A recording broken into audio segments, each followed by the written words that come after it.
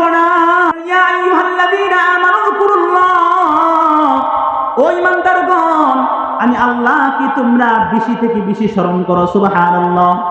উযকুরুল্লাহ যিকরান কাসীরা, অধিক পরিমাণে আল্লাহর জিকির করো। ওয়াসাব্বিহুহু বুকরাতাও ওয়া আসীলা, এবং সকাল থেকে সন্ধ্যা, সন্ধ্যা থেকে সকাল পর্যন্ত আমি আল্লাহ তাআলার জিকির করো। সুবহানাল্লাহ। তাহলে কোনো মানুষ যদি সারাদিন তার জবানের মধ্যে জিকির থাকে, সকাল থেকে সন্ধ্যা পর্যন্ত, সন্ধ্যা থেকে সকাল পর্যন্ত, তাহলে এই মানুষটা আল্লাহওয়ালা। কথা বলেন ঠিক কিনা? এখন আপনারা বলতে পারেন, হুজুর সারাদিন কি মানুষ জবান দ্বারা জিকির করতে পারবে? এটা তো সম্ভব না। কাজের মধ্যে থাকবে, ইস্তেনজার প্রয়োজন হবে, ঘুমের মধ্যে থাকবে, কিভাবে সে জবান দ্বারা জিকির করবে?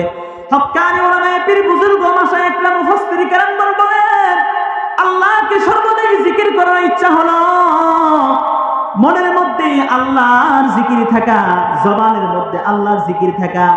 আপনি যদিও কোনো কাজ করতেছেন কিন্তু আল্লাহ স্মরণ রাখা। জিকির মানে কি? কোনো মানুষকে স্মরণ রাখা। যে যাকে স্মরণ রাখে তাকে জিকির বলা হয়। কথা বলেন ঠিক কিনা? আমরা তো দুনিয়ার মধ্যে দেখি কোনো মানুষকে বেশি মহব্বত করি, দলের মহব্বত অথবা সন্তানের মহব্বত, তার নামটাই আমরা বেশি বলি। কথা বলেন ঠিক কিনা?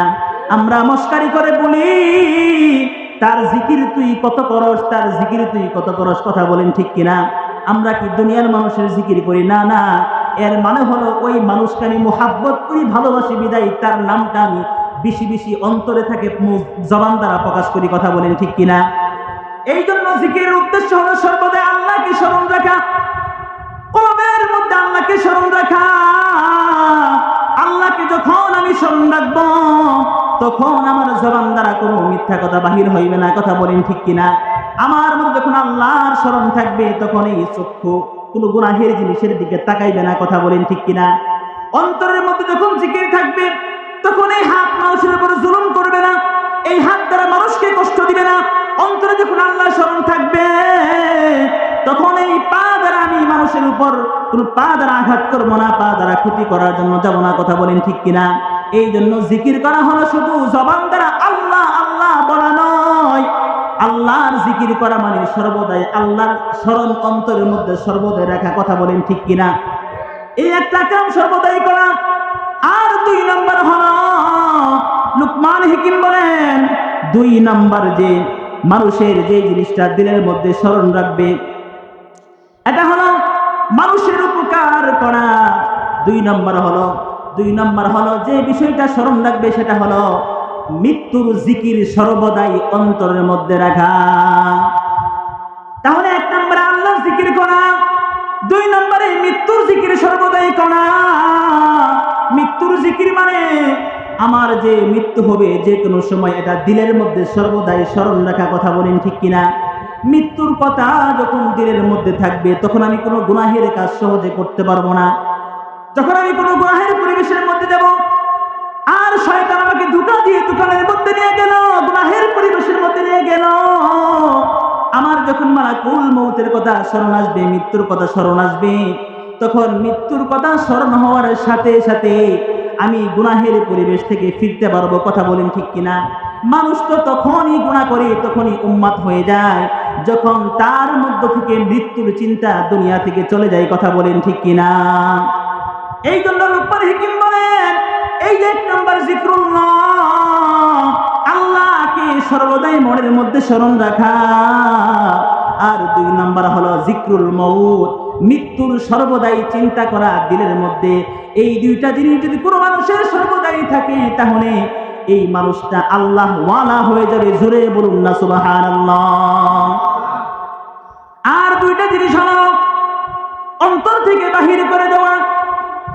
অন্তর থেকে বাহির করা হলো 2টা জিনিস কখনো মনের মধ্যে স্মরণ না রাখা। একটা হলো আপনি যখন কোনো মানুষের উপকার করবেন, এই উপকারের কথা মানুষ দিলের মধ্যে সর্বদাই স্মরণ না রাখা। কারণ আপনি যখন কোনো মানুষকে উপকার করবেন, আর এই উপকার করার পর যখন আপনি তাকে খোঁটা দিবেন, এই তো আমি তোমাকে কিছুদিন পূর্বে এটা দান করেছিলাম, তোমার বাবাকে আমি পোশাক দান করেছিলাম, তুমি আমার সামনে মাস্তানি করো, আমার টাকাই তোমার বাপের পোশাকের কাপড় কিনা, এটা তাকে একটা লজ্জা দিলেন। এই লজ্জার কারণে, খোঁটা দেওয়ার কারণে আপনার ভালো কাজের সদকাটা আল্লাহ তাআলা আমলটা বন্ধ করে দেন। নাউজুবিল্লাহ। আর এই যে ভালো কাজ যদি আপনি সর্বদাই স্মরণ রাখেন, তাহলে নতুন করে ভালো কাজ করার আপনার মধ্যে আর আকাঙ্ক্ষা থাকবে না। আপনি যখন একটা ভালো কাজ করে আপনি সমাজের মধ্যে যখন আপনি মানুষকে বলে বেড়াবেন, তখন আপনাকে শয়তান আরো ভালো কাজ থেকে আপনাকে বিরত রাখবে। কথা বলেন ঠিক কিনা? আপনি ভালো কাজ করেন, দৈনিক আপনি নামাজ পড়েন, তাহাজ্জুদের নামাজ পড়েন, আওয়াবিনের নামাজ পড়েন, কোরআন তেলাওয়াত করেন, তাহাজ্জুদের নামাজ পড়েন, মানুষের মধ্যে এটা বলার দরকার নাই। কথা বলেন ঠিক কিনা? আল্লাহ পাক রব্বুল আলামিন জানেন আমি কেমন নেক আমল করি। আপনাকে এটা জাহির করার আমার কোনো উদ্দেশ্য না। আমি যখন আপনাকে প্রকাশ করব, জাহির করব, তখন আমার মধ্যে একটা অহংকার চলে আসবে। কথা বলেন ঠিক কিনা? এই জন্য মানুষের দুইটা গুণ যে অন্তর থেকে বাহির করবে, একটা হলো আপনি যখন মানুষের উপকার করবেন, এই উপকারটা করার সঙ্গে সঙ্গে অন্তর থেকে ভুলে যাওয়া, অন্তর থেকে না ভুলতে বলার চেষ্টা করা। কারণ এই ভালো গুণ আপনি স্মরণ করলে, মনে করলে আপনি সামনে আরো ভালো কাজ করতে পারবেন না। এরপরে 2 নাম্বার যে বিষয়টা অন্তর থেকে বাহির করতে হবে, সেটি হলো মানুষ যদি কোনো ভুল করে থাকে, এই ভুল করার সাথে সাথে মানুষকে ক্ষমা করে দেওয়া। আপনাকে মানুষ কষ্ট দিয়েছে, মানুষ আপনাকে জুলুম করেছে, কটু কথা বলেছে, এই আঘাত নিয়ে, কষ্ট নিয়ে মানুষের মধ্যে বিদ্বেষ না রাখা। কথা বলেন ঠিক কিনা? পয়গম্বর আরবি সাল্লাল্লাহু আলাইহি ওয়াসাল্লাম বলেন, যখন কোন মানুষের মধ্যে ঝগড়া বিবাদ লেগে যায়, তোমরা 3 দিনের বেশি কারোর সাথে কথা বন্ধ করে থেকো না। এই যে আপনি যদি মনের মধ্যে রাগ গুসানি থাকেন, তাহলে আপনার আমলগুলি বরবাদ হয়ে যাবে। এই জন্য আপনাকে কেউ যদি কষ্ট দেয়, কেউ আপনাকে জুলুম করে, তাহলে তাকে মাফ করে দেওয়া, ক্ষমা করে দেওয়া। বাবার সাথে খারাপ আচরণ করলে, ভাইয়ের সাথে অথবা সমাজের মানুষের সাথে খারাপ আচরণ করার সঙ্গে সঙ্গে যখন যা হয়েছে এখানে শেষ, আগামীকাল থেকে আবার পুনরায় মুহাব্বতের বন্ধন অটল রাখা। কথা বলেন ঠিক কিনা? এই যে 4টা গুণ, 1 নম্বর হলো জিকরুল্লাহ, আল্লাহর জিকির অন্তরের মধ্যে রাখা। 2 নাম্বার হলো জিকরুল মউত, মৃত্যুর কথা সর্বদাই স্মরণ রাখা। 2টা কাজ সবসময় স্মরণ রাখা, আর 2টা কাজ অন্তর থেকে বাহির করে দেওয়া। 1 নম্বর হলো মানুষের উপকার করলে এটা সঙ্গে সঙ্গেই মুছে ফেলে দেওয়া। আর 2 নম্বর হলো মানুষ আপনাকে কষ্ট দিলে, জুলুম করলে, এই কষ্টটা অন্তর থেকে বাহির করে দেওয়া। লুকমান হাকিম আলাইহিস সালাতু ওয়াস সালাম বলেন, এই 4টা গুণ যাদের মধ্যে থাকবে, সে কখনো দুনিয়ার মধ্যে গুনাহগার হয়ে মৃত্যুবরণ করবে না, আল্লাহ ওয়ালা হয়ে কবরের মধ্যে চলে যাবে। সুবহানাল্লাহ। এই জন্য 4টা গুণ অর্জন করতে হবে। কারণ এই 4টা গুণ যদি অর্জন হয়ে যায়, তাহলে আমরা আল্লাহর কাছ থেকে মাফ পেয়ে যাব, আল্লাহর কাছ থেকে ক্ষমা পেয়ে যাব। কারণ আল্লাহ পাক রব্বুল আলামিনের কাছে আমরা মাফ না চাই, যদি ক্ষমা না নিয়ে মারা যায়, তাহলে আল্লাহ পাক রব্বুল আলামিন আমাদের রিজিকের মধ্যেও সংকট দান করবেন। কথা বলেন ঠিক কিনা? এই জন্য একজন মানুষের জীবনে ক্ষমা পাওয়া, আল্লাহর কাছ থেকে ক্ষমা চেয়ে নেওয়া, এটা সবথেকে বড় গুণ। আপনি যদি গুনাহ করেন, তাওবা না করেন, আল্লাহর কাছ থেকে মাফ না চান, তাহলে এই যে গুনাহের কারণে আপনি তো ঈমান নিয়ে মৃত্যুবরণ করতে পারবেন না। কথা বলেন ঠিক কিনা? আমি যদি আল্লাহর কাছ থেকে মাফ না চাই, তাহলে ঈমান নিয়ে মৃত্যুবরণ করা যাবে না। কারণ দুনিয়ার মধ্যে গুনাহের কারণে, বেশি গুনাহের কারণে আল্লাহ পাক রব্বুল আলামিন রিজিকের মধ্যেও সংকট দান করেন। কথা বলেন ঠিক কিনা? নাফরমানির কারণে, গুনাহের কারণে অনেক সময় রিজিকের মধ্যে সংকট চলে আসে। লক্ষ লক্ষ টাকা ইনকাম করে, টাকা পয়সার অভাব নাই, কিন্তু নাফরমানির কারণে রিজিকের মধ্যে বরকত নাই। কথা বলেন ঠিক কিনা? ঘরের মধ্যে শান্তি নাই, কোটি কোটি টাকা তার ঘরের মধ্যে, টাকা পয়সার অভাব নাই, কিন্তু গুনাহের কারণে শান্তি নামক যে একটা জিনিস আল্লাহ তাআলা অনেক সময় এটা আমাদেরকে দান করেন না। কথা বলেন ঠিক কিনা? এই জন্য গুনাহের কারণে আল্লাহ তাআলা রিজিকের মধ্যে সংকট দান করেন। হযরত হাসান বসরি রাহমাতুল্লাহি আলাইহি, একজন হাদিসের তাবিঈ, হাসান বসরি রাহমাতুল্লাহি আলাইহি, তিনি একটা হাদিস বর্ণনা করেন।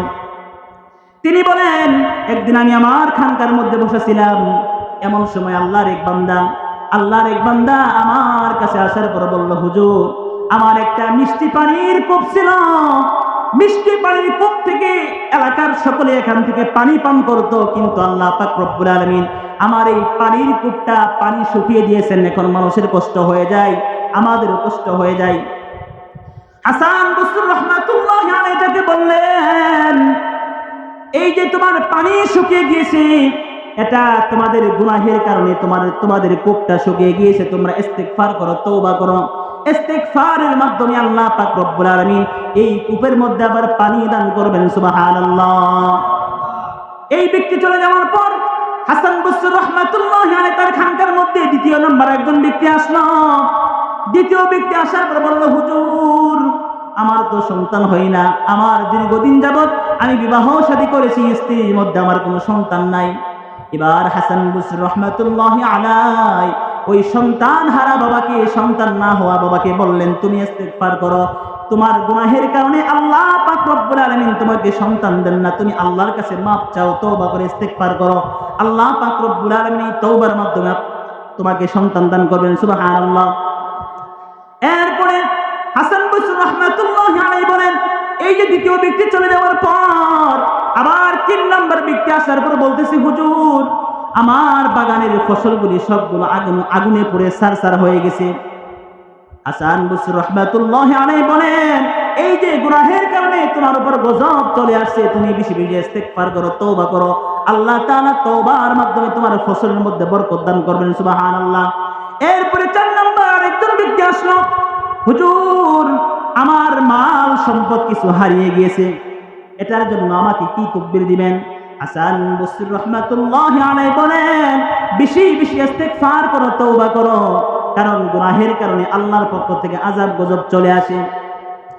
এবার হাসান বসরি রাহমাতুল্লাহি আলাইহি তার খানকার একজন খাদেম বলল, হুজুর, আমি তো বিষয়টা বুঝতে পারলাম না, আপনার কাছে 4 জন রোগী আসলো, 4টা সমস্যা নিয়ে আপনি তাকে একই ওষুধ দিয়ে দিলেন, ইস্তিগফার ওষুধ দিয়ে দিলেন, কারণটা কি? এবার হাসান বসরি রাহমাতুল্লাহি আলাইহি তিনি বলেন, আল্লাহ পাক রব্বুল আলামিন সূরাতুন নূহের মধ্যে একটা আয়াত নাযিল করেছেন। এই আয়াতের মধ্যে আল্লাহ পাক রব্বুল আলামিন এই 4টা সমস্যার ঔষধ রেখে দিয়েছেন। সুবহানাল্লাহ। আয়াত নাযিল করলে আল্লাহ তাআলা বলেন, ইস্তাগফিরু রাব্বাকুম ইন্নাহু কানা গফফারা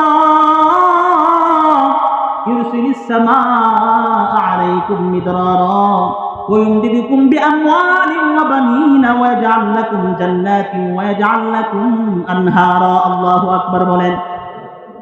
আল্লাহ পাক রব্বুল আলামিন বলেন, ইস্তাগফিরু রাব্বাকুম, তোমরা বেশি বেশি আমি আল্লাহর কাছে ইস্তিগফার করো, তওবা করো, বেশি বেশি ক্ষমা চাও।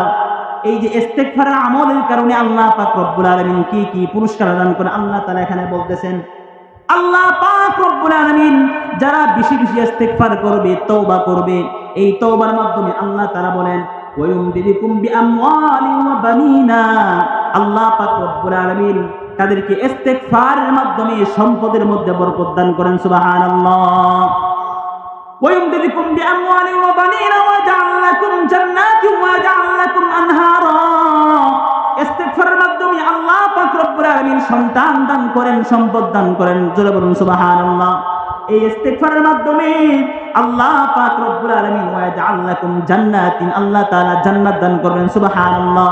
যেই জান্নাত আল্লাহ তাআলা মানুষকে দান করবেন, যেই জান্নাতের নিচ দিয়ে আল্লাহ তাআলা নহর প্রবাহিত করবেন। সুবহানাল্লাহ।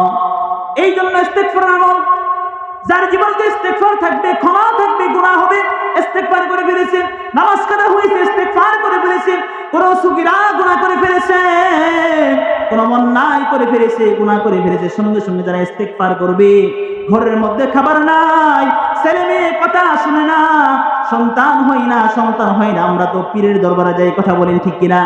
আমরা তো হুজুরের কাছে যাই, হুজুর আমার সন্তান তো কথা শুনে না, একটা তাবিজ লিখে দেন, তাবিজের মাধ্যমে সন্তান কথা শুনবে কিনা, এরকম আমরা বলি কি বলি না? কোনো হুজুরের কোনো বাপের ক্ষমতা নাই তাবিজের মাধ্যমে হুজুরের আমার সন্তান কথা শুনবে, কথা বলেন ঠিক কিনা? আল্লাহ পাক রব্বুল আলামিন বলেন, তোমার সন্তান কথা শুনে না, তুমি ইস্তিগফার করো, নিজে পবিত্র হয়ে যাও, নিজে আমি আল্লাহর কাছে মাপ চেয়ে নাও, আল্লাহর কাছে দোয়া করো, তোমার সন্তান আল্লাহর এই দোয়ার মাধ্যমে এই কথা শুনবে, কথা বলেন ঠিক কিনা? এই জন্য ইস্তাগফিরু রাব্বাকুম ইন্নাহু কানা গফফারা, তোমরা বেশি বেশি ইস্তিগফার করো রবের কাছে, কারণ ইন্নাহু কানা গফফারা, ইস্তিগফারের মাধ্যমে আল্লাহ পাক রব্বুল আলামিন জিন্দেগীর সমস্ত গুনাহগুলি মাফ করে দিবেন। সুবহানাল্লাহ।